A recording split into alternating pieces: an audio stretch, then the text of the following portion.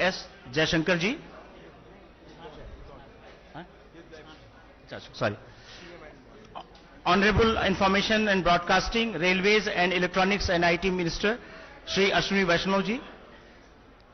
Honorable Chief Minister of Maharashtra, Shri Devendra Fadnavis ji, and Honorable Minister of State for Information Broadcasting and Parliamentary Affairs, Dr. L. Murugan ji.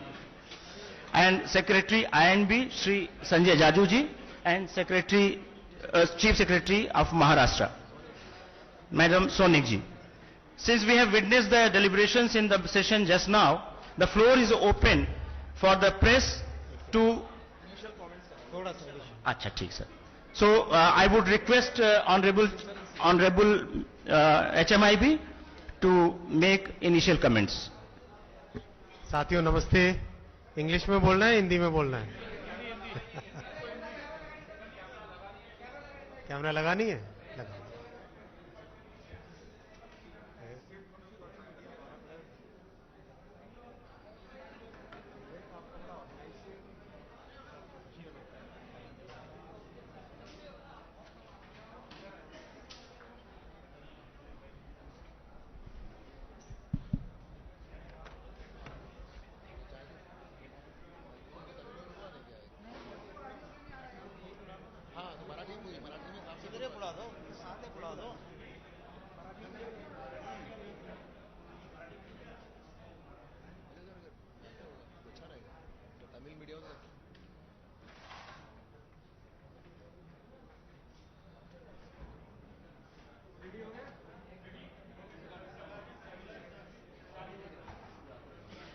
साथियों नमस्कार. ऐसा क्यों आ रहा है ये? कौन सा साउंड आ रहा है? साथियों नमस्कार. होली की सबको बहुत बहुत शुभकामनाएं. आपने जैसा अभी देखा, world audio visual entertainment summit waves 2025 Mumbai में होगा मई 1 तारीख, 1 मई से 4 मई. आपने पूरे कॉन्सेप्ट के बारे में ऑलरेडी भी सुना है. मैं आपको केवल 2 नई जानकारी दूंगा. क्रिएटर इकोनॉमी के लिए $1 बिलियन का फंड क्रिएट किया जाएगा, जो कि इस पूरे वेव समिट का एक बहुत बड़ा मेजर इस प्रोग्राम को आगे ले जाने के लिए होगा. $1 billion fund will be created for the creators economy, which will be basically for making sure that all our energetic creators, using the latest technologies today, they will be able to get access to capital and hone their skills, upgrade their production levels, and reach out to the global market. That is first. Second, जैसा आप जानते हैं, कुछ ही समय पहले cabinet ने approve किया था Indian Institute of creative technologies, IICT. जैसे IITs हैं, IIMs हैं, जिस तरह से एम्स है, उस लेवल के इंस्टीट्यूट्स क्रिएटिव टेक्नोलॉजी के लिए बनाने के लिए पहला IICT बनेगा मुंबई में. मैं ऑनरेबल चीफ मिनिस्टर साहब को धन्यवाद देना चाहूंगा. आपने बहुत जल्दी से इतना जैसे बिल्कुल रैपिड स्पीड से लैंड दी और बहुत अच्छी जमीन दी. कैबिनेट में अप्रूवल के बाद में अब पहले IICT को स्टैब्लिश करने के लिए 391 crore rupees 391 crore rupees sanction हो गए. और अब बहुत जल्दी ऑनरेबल सीएम साहब के साथ मिलके इस पूरे IICT के बिल्डिंग प्लान को, किस तरह से वहां पे प्रोफेसर्स होंगे, कैसे मीडिया एंटरटेनमेंट वर्ल्ड के साथ उसका इंटरेक्शन होगा, वो सब चीजें आने वाले दिनों में की जाएगी. ये 2 और अनाउंसमेंट आपके साथ करने थे. मैं माननीय मुख्यमंत्री जी से रिक्वेस्ट करूंगा, आपके ओपनिंग रिमार्क्स के बाद में क्वेश्चंस लेंगे. मैं सबसे पहले आदरणीय शुरू है। प्रधानमंत्री जी को और आदरणीय हमारे आईएनबी मिनिस्टर अश्विनी वैष्णव जी को बहुत बहुत धन्यवाद दूंगा कि वेव्स, ये जो दुनिया की सबसे बड़ी समिट होने जा रही है,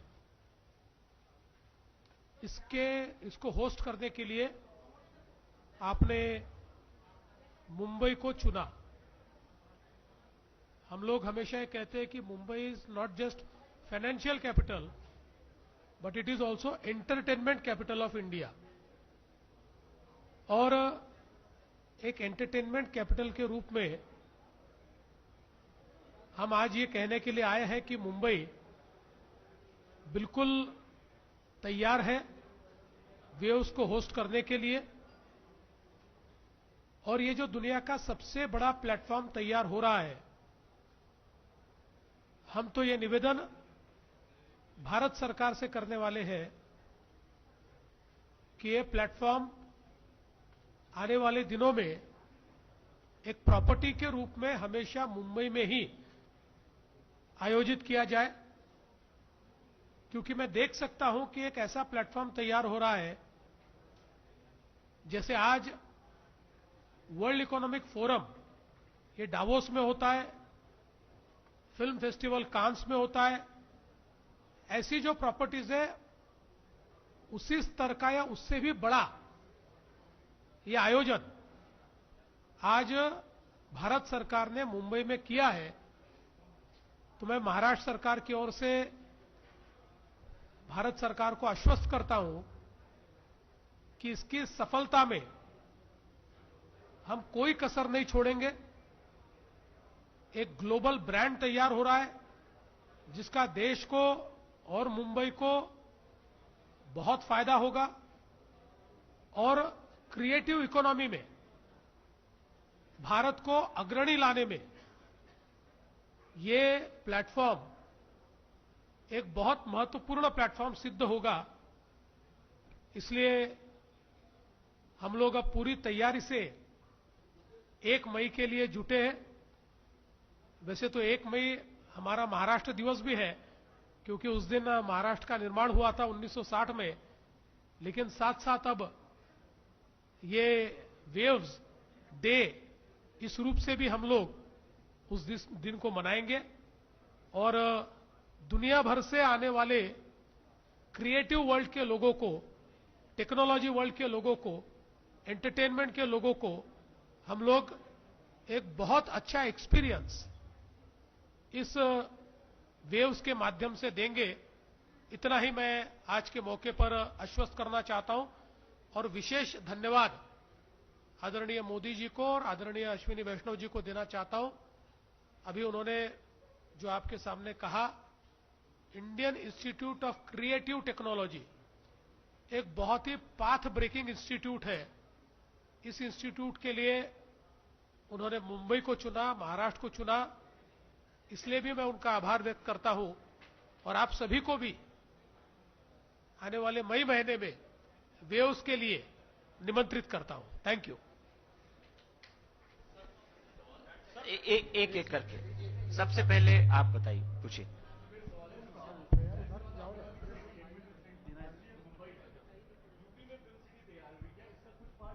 फिल्म सिटी में भी होगा, ऐसा कुछ प्लान है? देखिए, ये केवल फिल्म्स के लिए लिमिटेड नहीं है।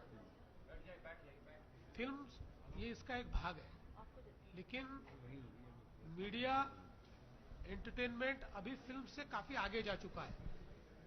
ये टेक्नोलॉजी है। आज देखिए, फिल्मों के लिए पहले फिल्म बनना महत्व का होता था, अब पोस्ट प्रोडक्शन महत्व का होता है। 80% फिल्म इस शूटिंग के बाद पोस्ट प्रोडक्शन में बनती है। ये टेक्नोलॉजी है। इसलिए ऐसी टेक्नोलॉजी का जो लोग निर्माण कर रहे हैं, ऐसी टेक्नोलॉजी को जो इस्तेमाल कर रहे हैं, ऐसे सब लोगों को यहां बुलाया गया है। तो मुझे लगता है कि अभी तो ये मुंबई में ही इस समय प्लान किया गया है।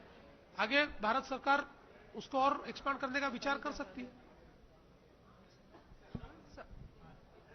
एएनआई से, और अपना परिचय भी दीजिए, नाम और परिचय प्लीज दीजिए। माइक दीजिए, माइक दो। हाँ, माइक है, ठीक। सर मैं शैलेश यादव हूँ एएनआई से।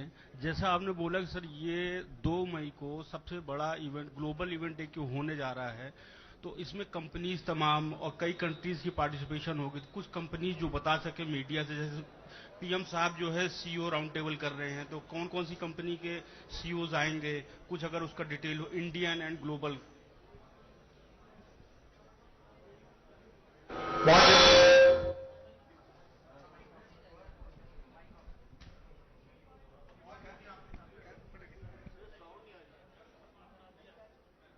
इधर पीछे दूरदर्शन से आप पूछे। सर मैं शैलेंद्र मिश्रू, मेरा एक सवाल है। आपने कहा $1 बिलियन का एक फंड क्रिएट होगा, तो ये क्या public participation, public private participation होगा? और दूसरा, वेब चैलेंजेस घोषणा की गई, 31 चैलेंज जगह जगह हम देख रहे हैं कि उसके लिए नॉमिनेशन हो रहा है, तो इसके पीछे क्या कॉन्सेप्ट है कि क्या ज्यादा से ज्यादा भागीदारी हो तमाम टैलेंट क्रिएटर्स की, इसके पीछे क्या हो? बहुत ही एक अच्छे सिस्टम, सारे क्रिएटर्स को पार्टिसिपेशन का एक मौका दिया गया है। इसमें देश भर में क्रिएटर्स चैलेंज को देश भर में इसको स्थापित किया गया और करीब 80,000 से ज्यादा क्रिएटर्स ने इसमें पार्टिसिपेट किया। एक्चुअल पार्टिसिपेशन 25 लाख के आसपास का है। जिन्होंने अपने फाइनल अपना कंटेंट सबमिट किया, सबमिट करके एक लेवल आगे पहुंचे, वो करीब 80,000 के आसपास, 80 है ना, 80,000 के आसपास पहुंचे हैं टोटल, और उसमें से 1,000 फाइनलिस्ट निकलेंगे। तो ये एक बहुत अच्छा एक डेमोक्रेटिक प्रोसेस है जिसमें देश में सबको मौका मिला है। ऑनलाइन प्रोसेस है जिसमें क्रिएट इन इंडिया चैलेंज के तहत लोग अपने एंट्रीज दे पाए। जैसा माननीय मुख्यमंत्री जी ने कहा, प्रधानमंत्री जी का वेव्स के पीछे विजन ये है कि जो क्रिएटिव दुनिया है आज की और जो टेक्नोलॉजी को यूज करके क्रिएटिव कंटेंट बनाती है, उनके लिए ये बहुत बड़ा एक प्लेटफॉर्म बनेगा। तो वो प्लेटफॉर्म फिल्म से अलग है एक तरीके से। फिल्मों के बहुत बड़े ऑलरेडी फंक्शंस हैं, भारत में भी इफ्फी एक बड़ा फंक्शन है, आईफा एक बड़ा इवेंट होता है, वर्ल्ड में कांस है, ऑस्कर है, सब है। ये क्रिएटर्स की दुनिया के लिए बड़ा इवेंट है। सर मैं विकास चंद्रू, न्यूज नेशन चैनल से। मेरा सवाल है कि दुनिया के कितने देश इसमें पार्टिसिपेट करने जा रहे हैं? और एक ऊपर जानकारी मिली कि टेक्निकल क्षेत्र और मीडिया क्षेत्र के लोग इसमें इनवाइट किए जा रहे हैं। मेरा सर कि टेक्निकल और मीडिया क्षेत्र के लोग बुलाए जाएंगे, इंटरटेनमेंट के भी होंगे, और कितने सेक्टर के लोग इसमें इनवाइट किए जा रहे हैं? करीब करीब 100 देशों से पार्टिसिपेशन हो रहा है। 100 देशों के आसपास का पार्टिसिपेशन इजीली हो रहा है। और मीडिया, एंटरटेनमेंट, इसका जो कॉन्फ्लुएंस है और टेक्नोलॉजी, उस तरीके से किया गया है। ये जो टेक्नोलॉजी, इसका बेस टेक्नोलॉजी है। इस टेक्नोलॉजी की बेस में जो आज की क्रिएटर्स की दुनिया है, वो सब मेनली इसमें पार्टिसिपेशन में। आप आते सर, हाँ इनको दीजिए माइक दें। सर मैं कृष्ण मोहन शर्मा, भारत एक्सप्रेस से। 2 सवाल है, एक फडणवीस साहब से और एक अश्वनी वैष्णव सर से। सर ये इतना बड़ा मिशन लेके चल रहे हैं कि उसको ट्रिलियन इकोनॉमी करने की बात कर रहे हैं, तो वेव्स का ब्रांड एम्बेसडर कौन होगा? मोदी जी तो ग्लोबल एम्बेसडर हैं, इसका ब्रांड एम्बेसडर कौन होगा? और फडणवीस सर से मेरा एक सवाल है कि ये जो यूनिवर्सिटी बनेगी, इसका कंट्रोल सेंट्रली कंट्रोल्ड होगा या स्टेट कंट्रोल्ड होगा? देखो, इतना बड़ा एक जिसमें पूरी दुनिया भर की इंडस्ट्री को साथ लाना है, उसमें एक व्यक्ति ब्रांड एम्बेसडर नहीं होता है, उसमें कई लोग ब्रांड एम्बेसडर होते हैं। सबसे बड़े ब्रांड एम्बेसडर्स है 140 करोड़ भारतीय, वो लोग हमारे सबसे बड़े ब्रांड एम्बेसडर्स हैं। उन 140 करोड़ भारतीयों में से, इंडियंस में से, जो बहुत बड़ी क्रिएटिव ताकत है आज हमारे नौजवानों की, वो बड़े ब्रांड एम्बेसडर्स हैं। हमको इस पूरी जर्नी में गाइड करने के लिए 34 बड़े मीडिया और एंटरटेनमेंट की दुनिया के लोग वो एडवाइजरी बॉडी में हैं, और प्रैक्टिकली इसका पूरे प्रोग्राम का प्लानिंग, एग्जीक्यूशन सारा का सारा इंडस्ट्री की तरफ से हो रहा है। थर्ड रो में अदिति अग्रवाल, हिंदुस्तान टाइम्स। यस, देश भर में टेक्नोलॉजी के क्षेत्र में आईआईटीज ये सबसे महत्वपूर्ण माने जाते हैं, प्रीमियम इंस्टीट्यूशंस माने जाते हैं। उसी आईआईटी की तर्ज पर ये Indian Institute of Creative Technology है, इसलिए जैसे आईआईटी चलते हैं वैसे ये चलेगा. Sir, here, Aditi Agrawal from Hindustan Times. I have two questions. One, what is on the agenda for the global media dialogue? Are we aiming to come at certain kind of consensus around how media should be regulated, or what is it that globally we can conclude about media and entertainment? And second, when it comes to this $1 billion fund that you announced, you mentioned that it will be done through a public-private partnership. Can you shed some more light on what's the government's role, contribution in it? What is the expected private party's role in it? And if anybody has already committed certain funds? Global media dialogue is a dialogue. I don't know why you keep on getting into regulation. No, but are we expecting like a Bombay declaration or a Mumbai declaration from there? Any kind of consensus building? I don't know why you get into a totally different tangent. This is a dialogue.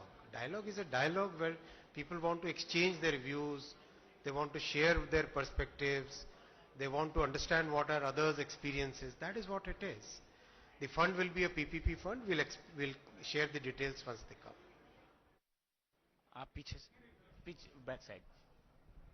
Sir Ashwini sir, मैं कमलेश हूँ live time से. मेरा सवाल ये कि अगर मुंबई में ये कार्यक्रम होना है तो क्रिएटिव हब्स बनेगा वो, तो इंफ्रास्ट्रक्चर डेवलपमेंट के लिए क्या आप तैयार हैं, या भविष्य में कितना इंफ्रास्ट्रक्चर डेवलप करना पड़ेगा? देखिए, अभी तो हमारे पास मुंबई में जो कन्वेंशन सेंटर्स है उसी में इसको हम करेंगे, वो पर्याप्त है. जैसे आज अगर हम जियो कन्वेंशन सेंटर की बात करें तो देश का सबसे बड़ा कन्वेंशन सेंटर दिल्ली के बाद ये जियो का कन्वेंशन सेंटर माना जाता है. ऐसे कई हमारे पास वेन्यूज है, उन वेन्यूज का ही हम इस्तेमाल करेंगे. तो इसलिए इसके लिए कोई नई प्रॉपर्टी तैयार करने की आवश्यकता नहीं है. इसमें से जो प्रॉपर्टी निकल रही है वो हमारी Indian Institute of Creative Technology है. Sachin, One question from here. let him first. Okay. Hello sir, मैं सचिन बुधौलिया हूँ यूएनआई से. सर, मेरा सवाल ये है कि जैसे सभी दुनिया में डिजिटल कंटेंट को लेकर के एक उसके सेंसरशिप को लेकर के कई तरह के सवाल भी उठते हैं. क्या ये बड़े लेवल पर कोई रेगुलेशन का भी कोई फ्रेमवर्क फर्दर उसका बाई प्रोडक्ट बनेगा? दूसरी चीज कि जो आईआईसीटी है, इसके लिए क्या कोई आपने जगह चिन्हित कर दी है मुख्यमंत्री जी कि यह कैसे बनेगा? दूसरा, इसका कैसा स्वरूप होगा, थोड़ा अगर इसके बारे में बता सकें. इसकी जगह हम लोगों ने चिन्हित कर ली है, और जैसा मैंने कहा कि आईआईटी जैसा है, जैसे आईआईटी बॉम्बे आज देश की सबसे प्रीमियम इंस्टीट्यूट है मुंबई में, आईआईटी बॉम्बे, उसी प्रकार से ये आईआईटी की जगह Indian Institute of Creative technology होगा. आईआईटी में ऑल टाइप ऑफ टेक्नोलॉजीज है, यहां क्रिएटिव टेक्नोलॉजी पर फोकस्ड इस प्रकार का ये इंस्टीट्यूशन होगा. हाँ, फिल्म सिटी गोरेगांव में उसको जगह दी है. Sir, Manish Chand, the India Rights Network. How will the waves, this whole concept help advance India's soft power projection? You're talking about storytelling. And also I want to point out that the media landscape is so diverse internationally. There are a lot of countries where media is entirely state controlled, which is basically the mouthpiece of the government. I mean, how are you factoring in that to create that diversity, and will you have media of all kinds in there? Thank you. Yes, it will definitely help advance our soft power, and our tradition of storytelling is very ancient tradition. It's very evolved, very developed. It is very rich cultural tradition that we have. This will definitely be a major platform by which people will get to know what our culture is, how India used to think, how India thinks today, how India will think tomorrow. That opportunity will be available to people. As far as, the focus is on, if you look at WAVES, World Audio Visual Entertainment Summit, AVE. These are the three major words of it, right? So please don't get this thing getting embroiled into media regulation. Those are totally different subjects. It is not, definitely WAVES is not connected with that, right? In fact, we can say that this is celebration. We are celebrating this industry. Thank you very much.